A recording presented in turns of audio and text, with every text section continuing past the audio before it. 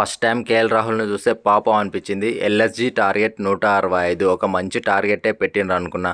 కానీ SRH team openers Travis Head, Abhishek Sharma 150 score 6ల 4ల నుంచే తీసుకొచ్చిండ్రు.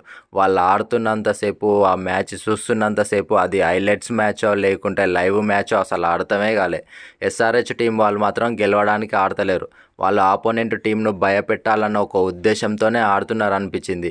వాళ్ళు ఒక కొత్త డిఫరెంట్ స్టైల్ ఆఫ్ గేమ్ని ఇంట్రడ్యూస్ చేసిండ్రు ఈసారి ఐపీఎల్లో మాత్రం. మా ఫ్రెండ్ గాడు ఇట్లా అడిగిండు, ఆర్సీబీకి విరాట్ కోహ్లీ ఉండడం వల్ల ఇంత ఫ్యాన్ బేస్ ఉన్నారు, తర్వాత సిఎస్కేకి ధోని ఉండడం వల్ల ఇంత ఫ్యాన్ బేస్ ఉన్నారు, ఎంఐకి రోహిత్ శర్మ ఉండడం వల్ల ఇంత ఫ్యాన్ బేస్ ఉన్నారు, మళ్ళీ ఎస్ఆర్హెచ్కి ఎవడున్నాడని రా ఇంతమంది ఫ్యాన్స్ ఉన్నారని అడిగింది. నేను ఒక్కటే మాట చెప్పిన, ఎస్ఆర్హెచ్ టీంలో ప్రతి ఒక్కడు ఆటగాడే, అది ఆటగాళ్ళ టీం రా, ఆటను చూసి ఫ్యాన్స్ వచ్చినారని చెప్పిన. గల్లీలో 6 ఎవడన్నా కొడుతుంది.